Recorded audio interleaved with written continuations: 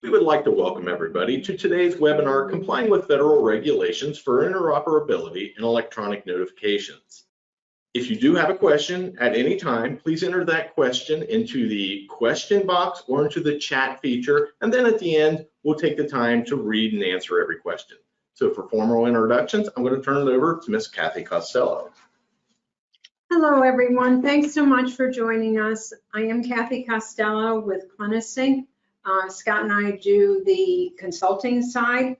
This program was designed specifically for the psychiatric hospitals in Ohio to kind of give you an overview of issues related to the technical side and the new requirements there, and also to have a discussion with some of the key players in the behavioral health area in Ohio. So since we have a number of people who will be presenting after us, I'm just going to run down the names, and then we can each introduce ourselves as we start talking. From CliniSync, it is our CEO, Dan Paoletti, Joe Jones, our in-house counsel, Dave Zupkovich, who runs our application and web services, including our notification system, Scott and myself. From the Ohio Behavioral Health Provider Network, it's Steve Wormuth and Katie Smith. We have from Southeast Inc., Sandy Stevenson and Jennifer Fraioli. And from the health plans, we have Angela Weaver from the Ohio Association of Health Plans and Laura Painter from Centene. So welcome, everyone. We're so glad you can join us, and we're going to dive right in because, as you can imagine, we've got quite a bit of material to present for you. So with that, I'm going to turn it over to our CEO, Dan Paoletti. Good afternoon, everybody. If we could go to the next slide, please. Next slide, please. And again, as Kathy mentioned, I'm going to just do a little introduction about who we are for those of you that aren't overly familiar with us, and specifically focus on what we're doing to assist hospitals with ADT notifications in the new COP. Next slide.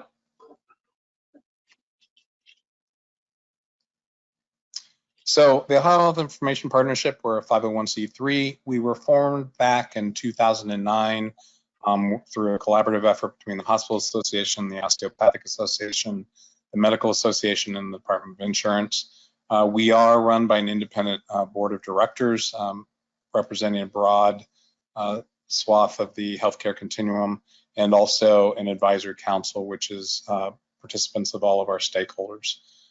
These leaders guide the direction that we go and the work that we do, and offer tremendous support, and a lot of what you'll hear today has come from their feedback. Next slide, please. At this point, we've been in operations for just about 8 years. We have 15 million people in our master patient index. A little over 11 million of those are Ohioans. We work with a little over 155 hospitals. We just signed a couple more, long-term care, home health, and hospice organizations. A large, significant number of the independent and employed physicians in the state are part of the program, and we are up to 12 health plans now, including 5 of the Medicaid managed care, current Medicaid managed care plans. Next slide, please. We have been working for the last several years to really try to integrate behavioral health, really for the coordination of care and to support the vulnerable populations. Next slide, please. We are currently working with a large number of behavioral health organizations and FQHCs that support this population, and again, on different services to really focusing on the coordination. Again, we're going to spend most of the time talking about the ADT notifications today, but again, the important piece of this is we're really working to try to let the data follow the patient, to make sure that those people supporting those individuals have the information they need. Next slide, please. Again, with new language expected to come out of CMS around HIPAA, SAMHSA is working on some final language around those rules. We worked very extensively last year with the Ohio Behavioral Health Providers Network to make recommendations on how that Part 2, that SUD data, can be more easily offered for coordination of care. And again, as soon as those final rules are out, so we hope to be able to do some deeper integration, make it easier for the behavioral health sites, especially the SUD facilities, to truly do bidirectional exchange of information. Next slide, please. Again, we are currently working with a large number of hospitals. We've done a fair amount of legal analysis on how our services can help support the COP that the hospitals required for the ADT notifications. Again, a large number of those entities are using our services to help comply. I will say also a large number in addition are using, as a second method, their EMR-based notification systems, which we also support as we're the health information service provider for many of the hospitals. Next slide, please. Again, as part of this, even though we're focusing on the ADT notifications, a big focus right now is, again, the prevention of information blocking, which those rules were finalized and went into effect earlier in April.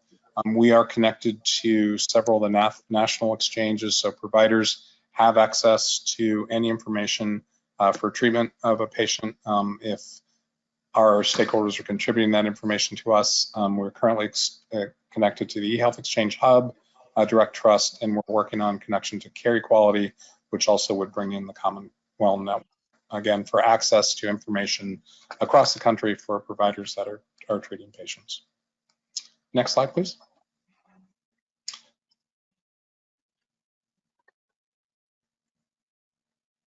Again, we're going to focus on the notifications here for the rest of the presentation. I'll be turning it over. We'll walk through the legal, the technical side of things. But again, this is really the ability to use a third-party intermediary, which would be CliniSync, to comply with the new COP, to allow those notifications to be sent to treating providers and post-acute care facilities. Next slide. And finally, before I turn it over, I just wanted to focus on, in addition, once notifications are received, those treating providers can access the clinical data that was wrapped around that visit to make sure that they have the information to do the follow-up, to do the continuation of care and the coordination of care on that patient. Again, that's the additional part of the additional services that we offer. So with that kind of as a background and overview, I'm going to go ahead and turn it over to Joe or Kathy? Dan, it's Kathy and Joe are doing it. Okay, thank you. All right. What we wanted to cover for you is this new admission discharge transfer notification requirement.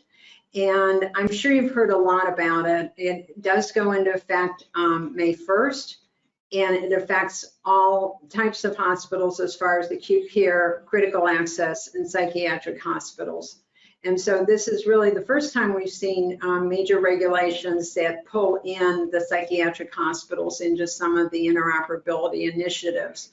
So if you feel like you have a lot of questions, you're in good company. I mean, I think a lot of the hospitals have had questions about how the ADT is to be applied, and certainly your area is no exception. So hopefully we can answer some of those questions for you today. On the technical side, let's start there.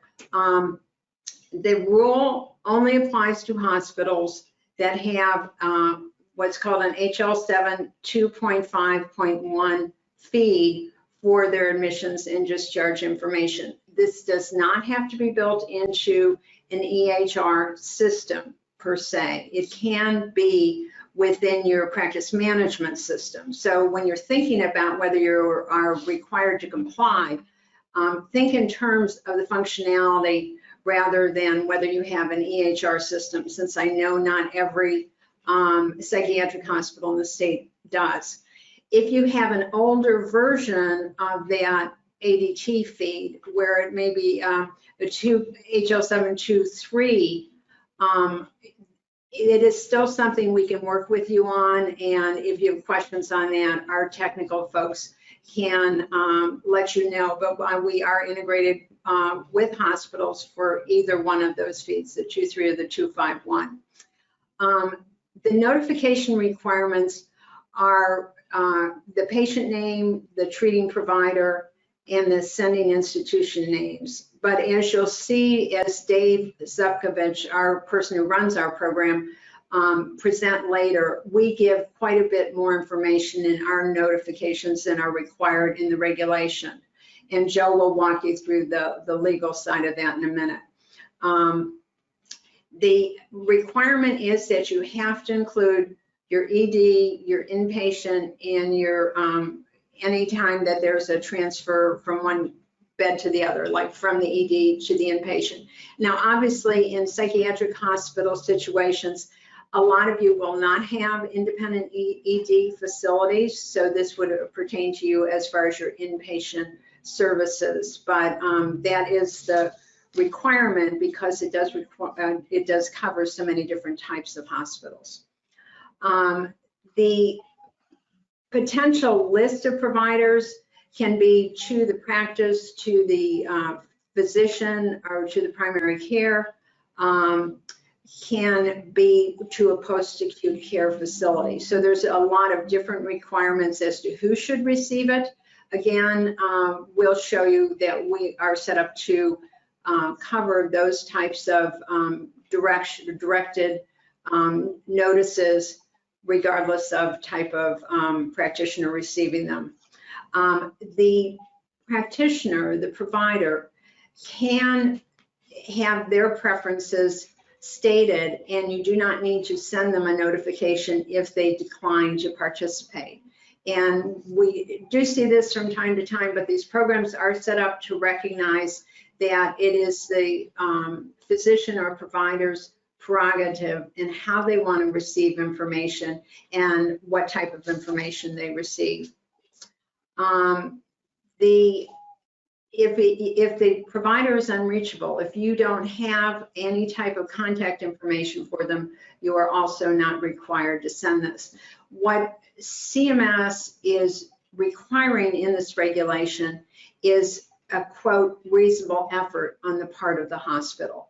And that is a standard that was put into the final rule and is an important distinction to saying that, oh, you have to send it every time or you will not be compliant with this regulation. What the final rule said is you must, as a hospital, you must make a reasonable effort to set up a system to send out those notifications. And so that is what we're going to cover with you today. And the other part of that is actually in the regulation is that there is not a requirement that the hospital needs to send out the notification directly. The hospital can use a third-party intermediary, such as ourselves or another notification services provider, to meet this requirement, and you will be in compliance. So with that, I'm going to turn it over to Joe Jones, who's our in-house counsel, to talk about compliance through our system and how it meets the requirements of the regulations. So Joe, over to you. Thank you, Kathy. And like Kathy said, my name's Joe Jones, and I'm the in-house attorney and privacy officer here with the Health Information Partnership. And so part of what we did in providing these services to you is we looked into it ourselves, but also worked with our outside legal counsel, who is Bricker Neckler here in Ohio, and had them draft up a memo basically stating that if you utilize our notification services, you can become compliant with this rule. And kind of just reiterating what Kathy said, that the first legal requirement is that you have to have an electronic medical record system or any other electronic administrative system which is conformant with the content exchange standard found at 45 CFR 170.205 D2. So basically what that means is if you have a administrative standard registration system or any kind of system, health record system that is compliant and can exchange at using HL7 2.5.1, then you are beholden to this rule. If you do not have a system that meets that then the rule will not be held applicable to you. Although, just a side note, even if you don't have a system that does that, you can still use the system to generate the ADT notifications using other systems in there. So once you've determined whether you have that system, then you just got to demonstrate that it's fully operational and that you use it in accordance with all the state and federal regulations applicable to the exchange of patient health information. And the system must send notifications that include at a minimum the patient's name, the treating practitioner's name, and the sending institution's name. Those are the three things that you have to have in there. And as Kathy alluded to earlier, Dave will get on and let you know, show you all the information that is sent in these notifications. And then to the extent permissible under the federal and state laws and in coordination with the patient's expressed privacy preferences, you need to send this information at the time of registration or admission to the hospital, inpatient admission to the hospital. So essentially when they show up, you would need to do this. And then also, again, in accordance with federal and state law and the regulations and the patient's expressed privacy practices, then you would also need to send these upon discharge or transfer from the hospital, or discharge or transfer from your inpatient services. And then finally, you need to make a reasonable effort to ensure that the system sends the notifications to all the applicable post-acute care service providers and suppliers, as well as any of the following practitioners and entities that need the information for the patient status for treatment, care coordination, or quality improvement. And that's the patient's established primary care practitioner, the established primary care practice group or entity, or other practitioner or practice group or entity identified by the patient as the practitioner or practitioner group or entity primarily responsible for their care. Now, again, it's a reasonable effort. And as Kathy said, they had inserted the reasonable standard after the initial notice of the rules. And that's for various reasons, and some physicians or practices may not have the capabilities to accept those messages or send those messages or receive those messages. So a lot of hospitals, they had noted in there, had yet to adopt electronic health record systems that could actually be capable of sending those messages according to the standard set forth in the regulation. And again, that is HL7 2.5.1. But so the notification services here with CliniSync will enable you to utilize an intermediary, which we as a health information exchange fit the definition of an intermediary for you to send these notifications to the practitioners that need to be notified upon admission or discharge or transfer from the hospital. And if there are any questions, I can go ahead and take those, or we can wait and take those later. We're going to take questions at the end. Okay. I will go ahead and pass it back to Kathy. We are turning it over to Dave Zupkovich, who actually runs our notification services, and he will give you a view of the notifications themselves and then the community health record that they link to. So Dave, over to you. Thanks, Kathy. So on this slide here, as everyone mentioned, we're just going to be going over how using CliniSync's notification services, specifically our Notify application, in conjunction with the community health record, will help you meet the hospital notice requirements. So we'll go to the next slide here. So just kicking things off, we want you to know that hospitals are already considered participants in the CliniSync notification services through the contribution of data to our HIE. So if you are contributing to us, we do consider you a participant in the notification services.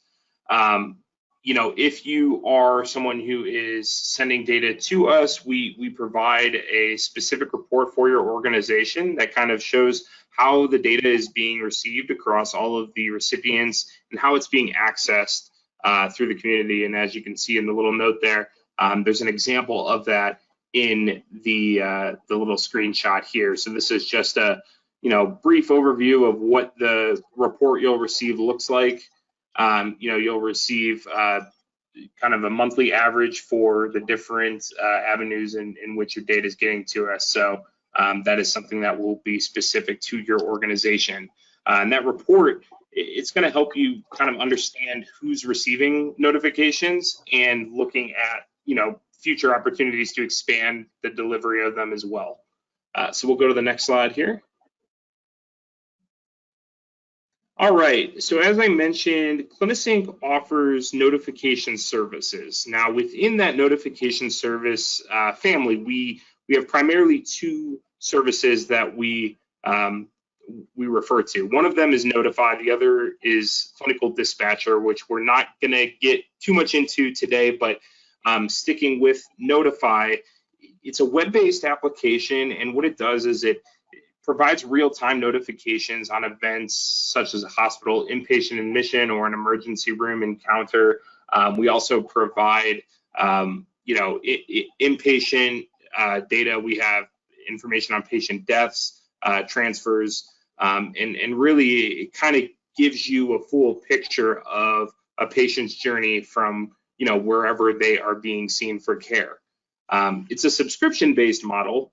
So what that means is users have subscriptions, and those subscriptions automate the delivery of the notifications that go directly to them. So, subscribers, as we call them, or users, they are subscribed to their organization's panel of patients. So that list of patients is what acts as, kind of a criteria that needs to be met in order for an alert to be delivered to that person. So if there is a match that is made based on a patient who is included on the organization's panel of patients, an alert will be generated. And as you can see at the bottom there, and kind of as I mentioned earlier, these are the main categories of data that Notify provides alerts on. So we have admissions, updates, discharges, transfers, if they're going from emergency to inpatient, and then of course patient expiration or death notifications.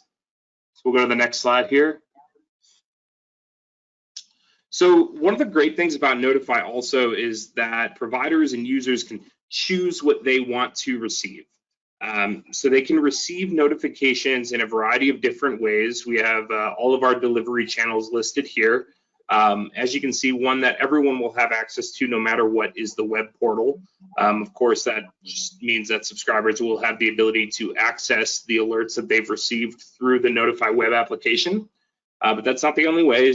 We can provide alerts via standard email. So this means that subscribers will receive an email to their work email. It's not going to contain any patient health information. If there is any PHI that needs to be sent or you wish to receive it, that is what the direct secure email option would be for. So subscribers will receive a secure email which contains the alerts, or they can receive a summary of alerts. So based on the event type that they wish to receive, they would have a summary of all of the different patients who have been who have activity in the last 24 hours or whatever the time span is. We then also have the ability to send text messages. Again, no patient health information will be included in those, but if you are someone who needs to be alerted anytime something occurs, you can have those alerts going right to your phone. And then for the technical folks, we do have the ability to set up a SFTP folder. This feature enables subscribers to receive receive their notifications directly to a folder, which they can then pull down. And that also automates the upload of that patient list. So it's a little bit more of a integrated solution, but overall not too hard to set up. So we'll go to the next slide, Scott.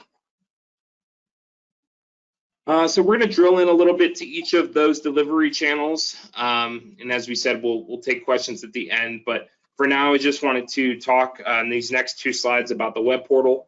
As I mentioned, it's just an online platform. So those notifications that you receive are going to appear in the list. in the web portal, which includes the date that a notification was received, where it's coming from, and what type of event it is for. The web portal also is the most popular option with most people who utilize Notify, because it does provide the ability to apply different filters and different tools that we have to kind of customize your list.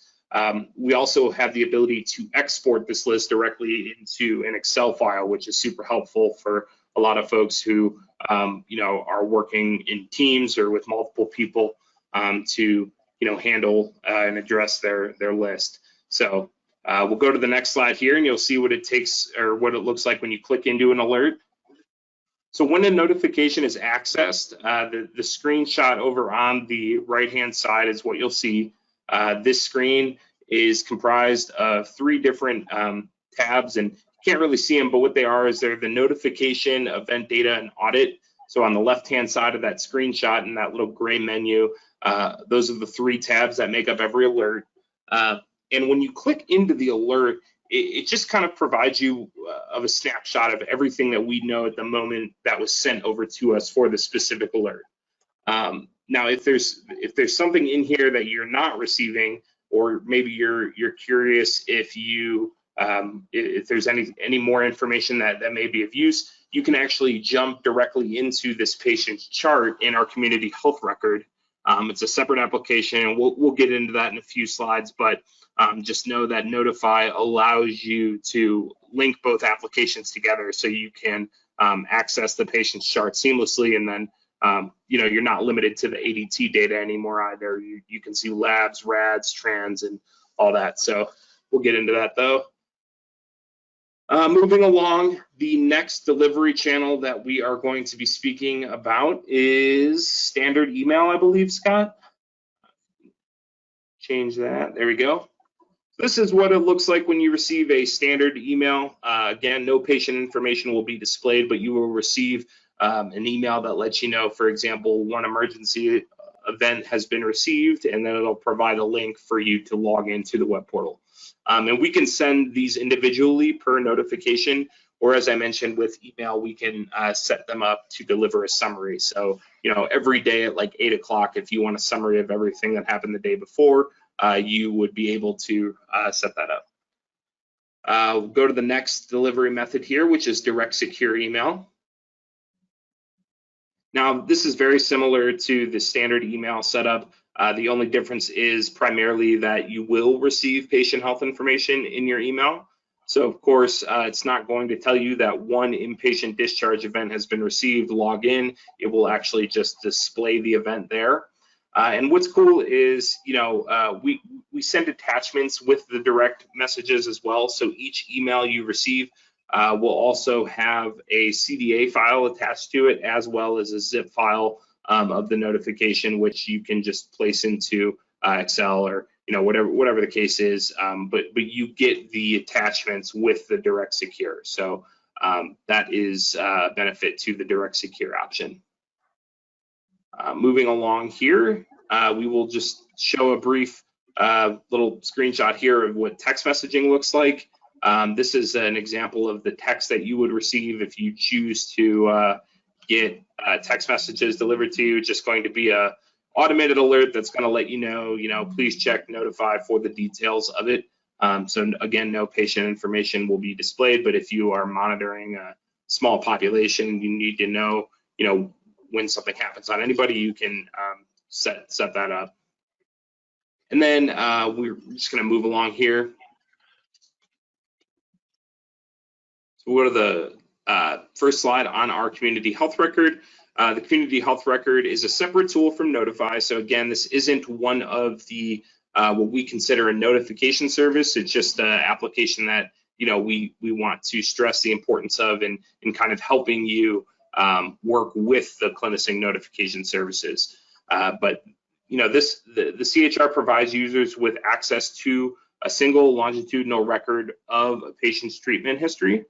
So you'll be able to see their demographics, face sheets, care summaries, results, encounters, any documents pertaining to their care. You'll be able to see all of that.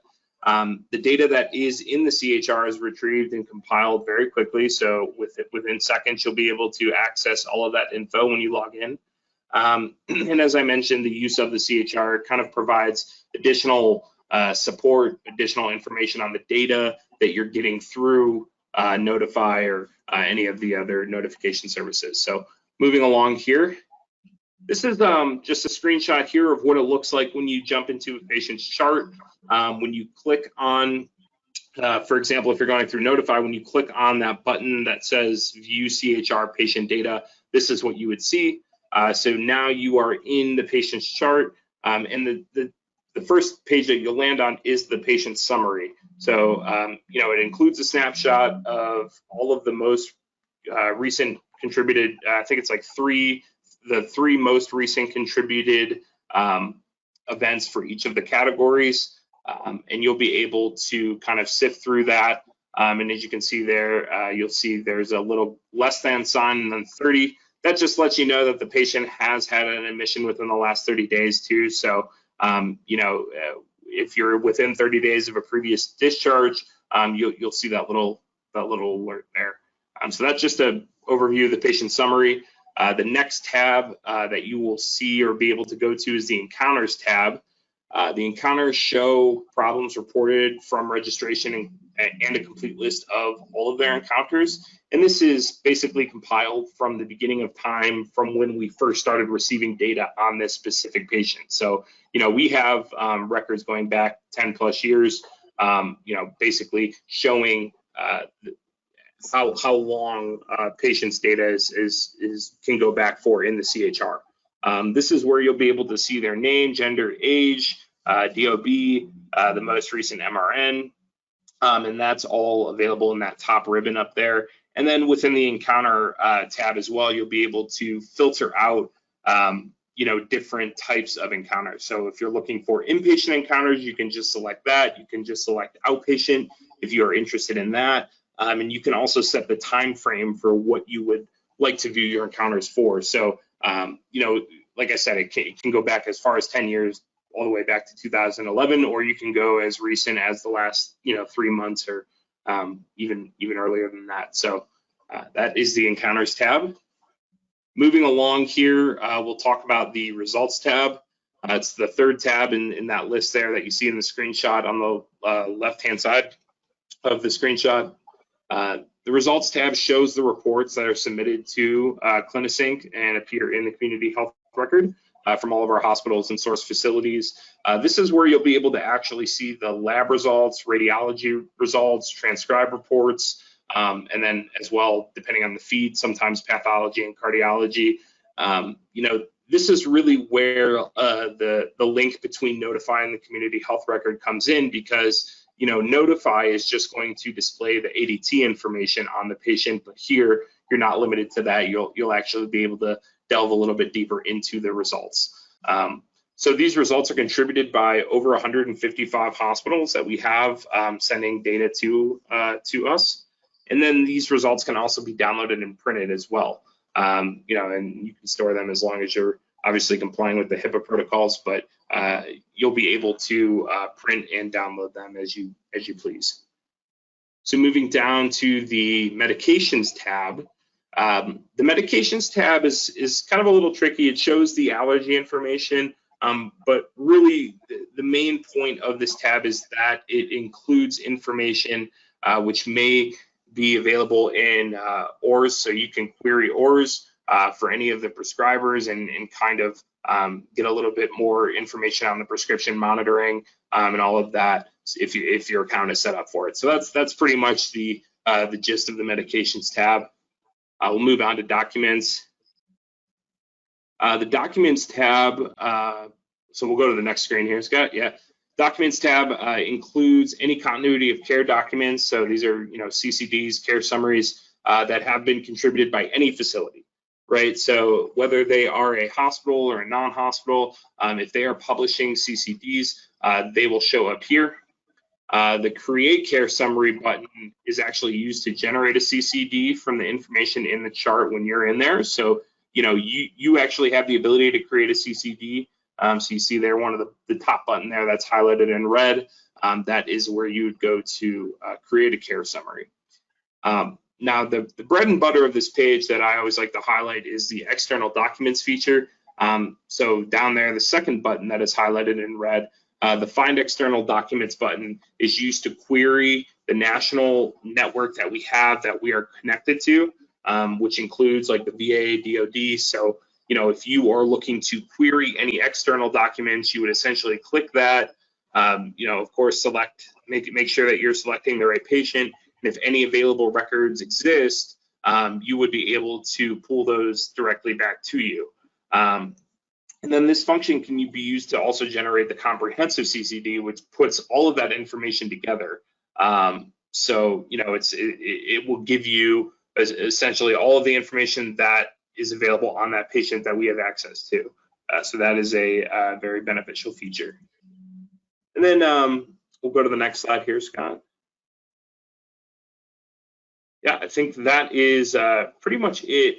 But that is the last thing I wanted to mention that we didn't actually have a slide for is the referrals tool, which we have in the CHR as well. So you have the ability to access a closed loop referral system. So when you are in a patient's chart, you have the ability to refer them to other members who can receive that referral and even communicate with them in real time. We have like a instant chat message in there and everything. So very useful depending on what you're looking to achieve.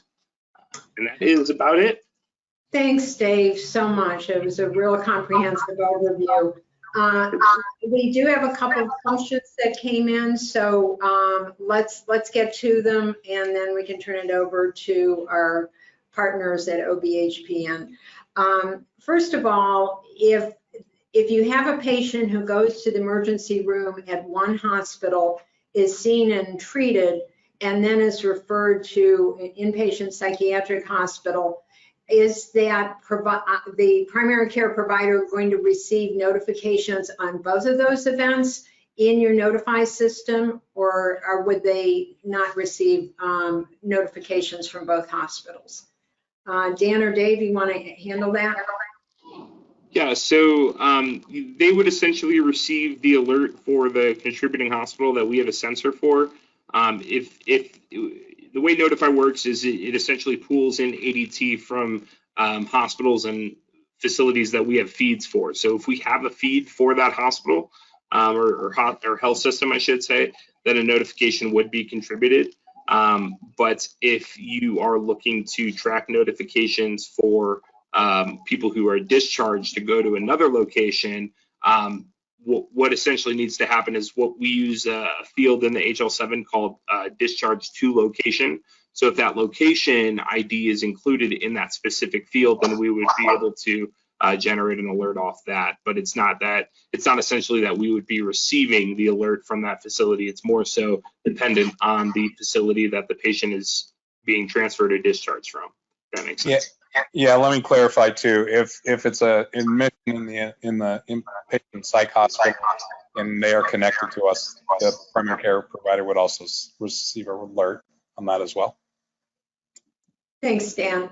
Okay, a question about what does it take to get started with CliniSync? What does a hospital need to do, and how much time would be involved in getting set up to comply with ADT? Yeah, this is Dan. I'll take that very quickly. So what we need to do is work to get, just the BA signed, the data use agreement signed, and I would suggest starting just with ADT if it's a new hospital, because that would be the quickest way to get set up. It does take probably 4 to 5 weeks to do that implementation.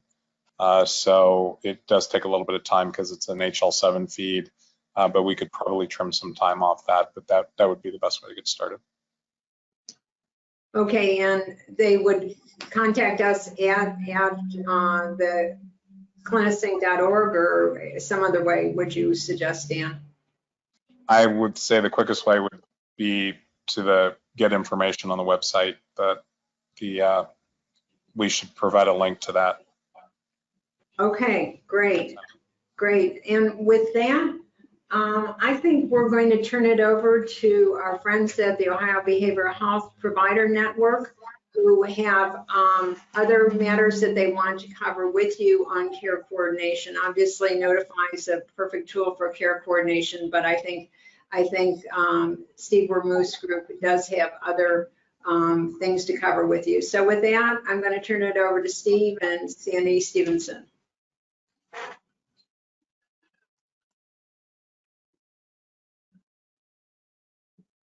I don't hear Steve talking, so this is Sandy. I will go first. Really, I want to ensure that enough time is set aside today in the hour we have for people to really get their questions in.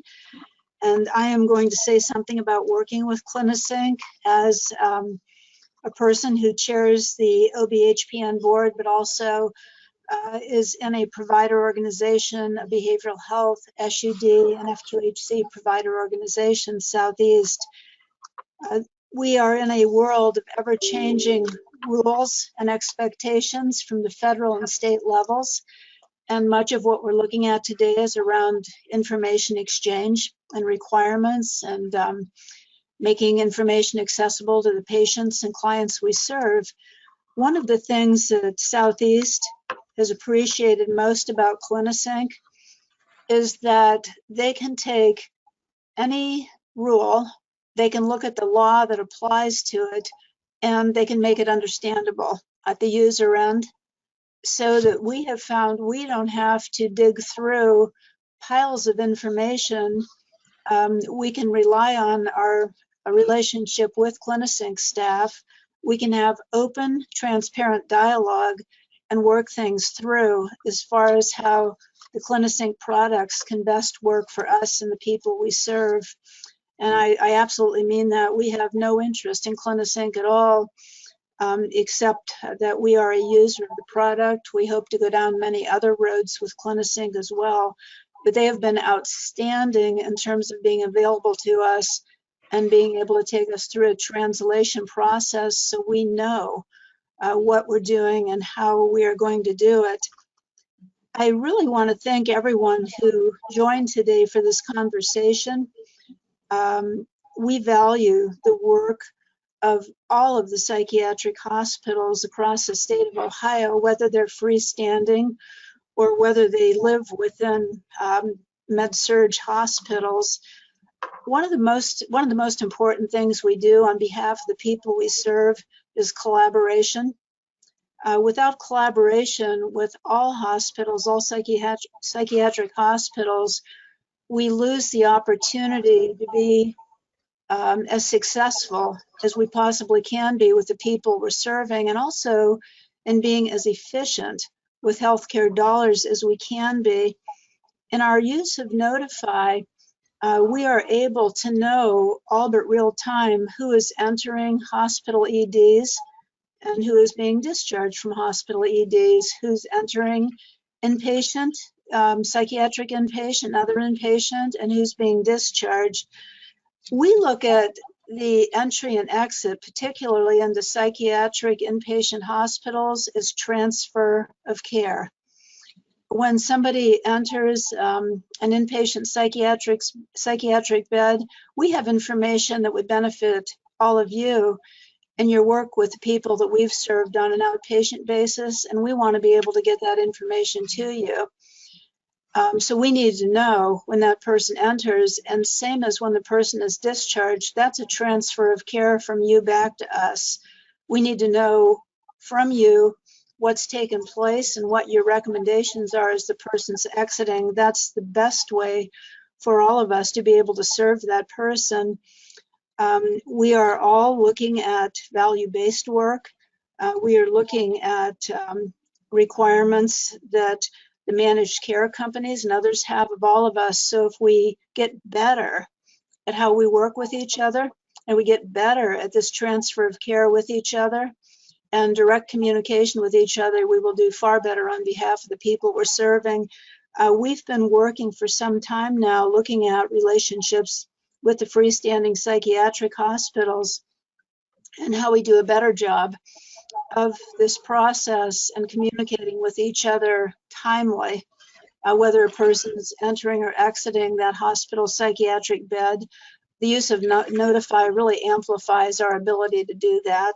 So that is what I wanted to say to all of you today, and I will stop and see if Steve has any input. Thanks, Sandy. Sorry, everybody. I was on mute. Just a little introduction about OBHPN. My name's Steve Wormuth. I work at Strategic Healthcare. Katie Smith is on as well, and she actually does the contracting for OBHPN as a colleague of mine at Strategic. OBHPN was started 2018. There are 21 behavioral healthcare providers in the network that cover about 60 of the 88 counties in Ohio. To be a member of the network, you have to provide both adult and pediatric, as well as behavioral health, AOD, and SPMI services. It's kind of what they consider the full continuum of care. And as Sandy said, one of the things we're trying to do is work collaboratively with other healthcare providers, understanding that individuals with behavioral health and addiction issues really need a lot of intensive care coordination. Providers really need to be talking to each other about what's going on with that person so we can keep them in the care setting that is most appropriate for their need. I would say some what I call Steve's useless trivia, but most of you probably know this, is, the Medicaid looks at it from a perspective that a Medicaid beneficiary with a primary diagnosis of behavioral health can have up to between 12 and 18 ED visits a year. Now, clearly, this can all be avoided if we can use the services and the innovations that have been put together by CliniSync to better coordinate care, better communicate amongst providers about that individual so that we can, like I said, reach those outcomes. And also, and more importantly, making sure that we're spending those healthcare dollars in the most effective and efficient way as possible. So, and I think the other thing that we're trying to do with OBHPN is, as also being a member of the network has identified 15 different quality measures to collect data on, aggregate that data, put it in dashboards, anchor it to state and national benchmarks to show the value that we bring to the table when we're working with our hospital partners or we're negotiating contracts with the Medicaid managed care plans and commercial carriers.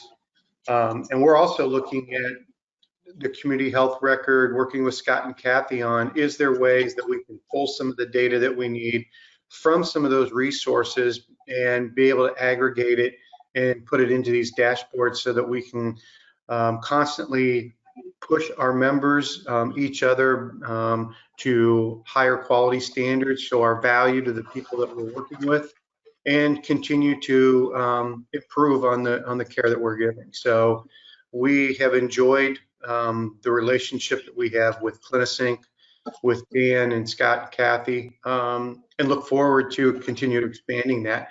When I looked at Scott gives me a report about every quarter of our 21 members, 17 of them right now are using Notify, and a little less than that are the community health record. Our goal is to get everybody on Notify and hopefully everybody using the community health record as well. So with that, I'll stop, Kathy and Scott, and appreciate the invite.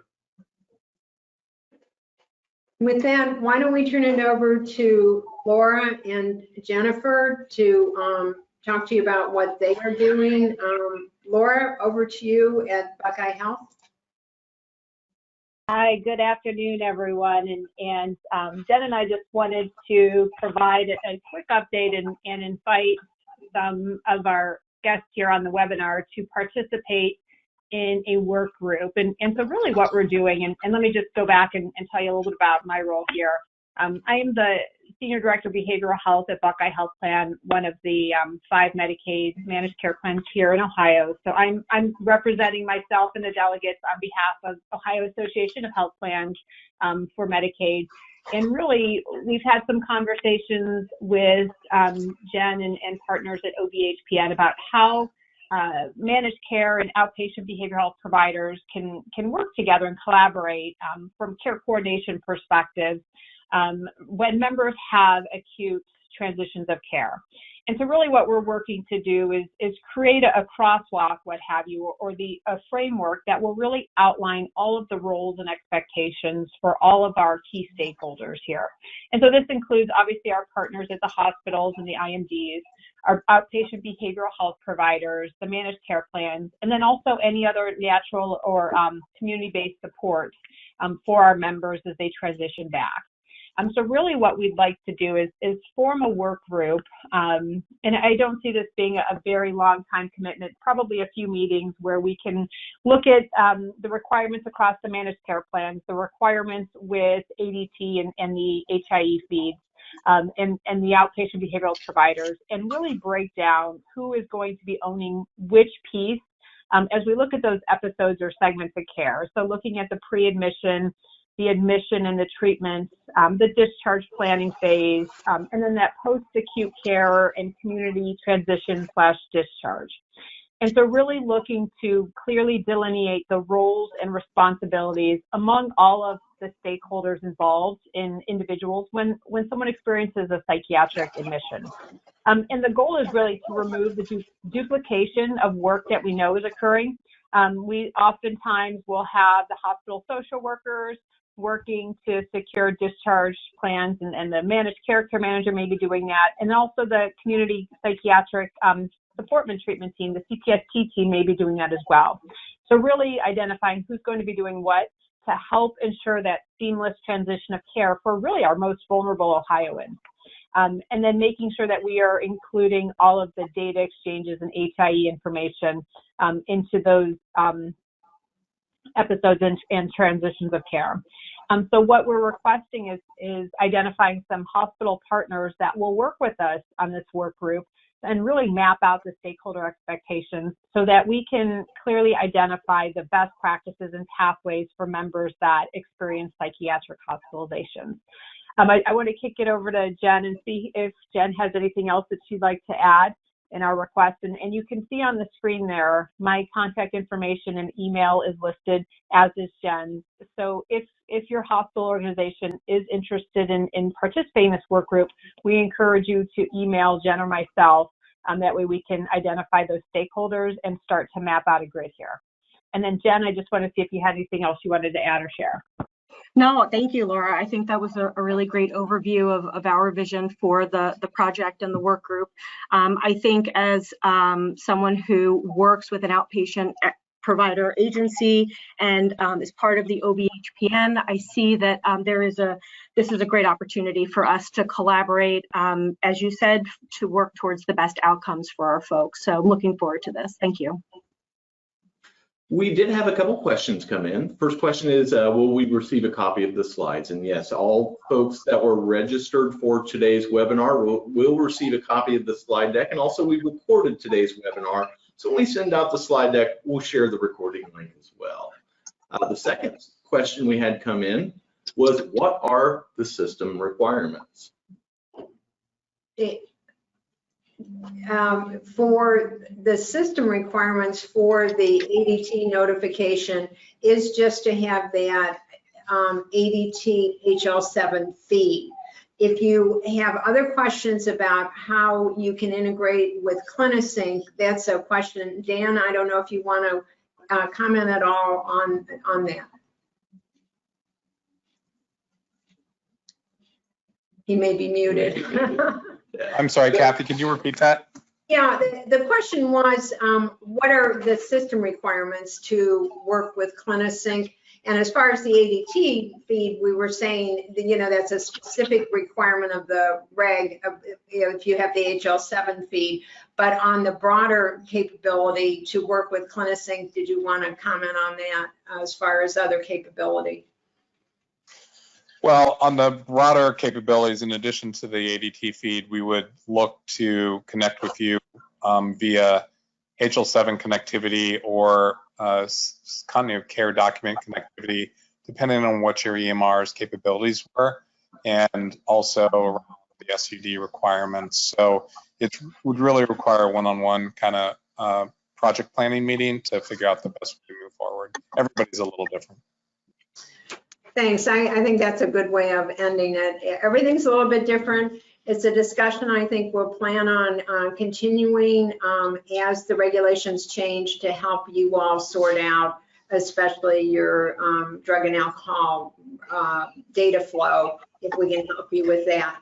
And with that, we thank everyone for their attendance. Scott will get the recording link out and the copy of the slides later today or tomorrow morning. And please feel free to follow up with any of us and from OBHPN or any of the groups or Laura and the health plan group. So we appreciate it, and you all have a great afternoon.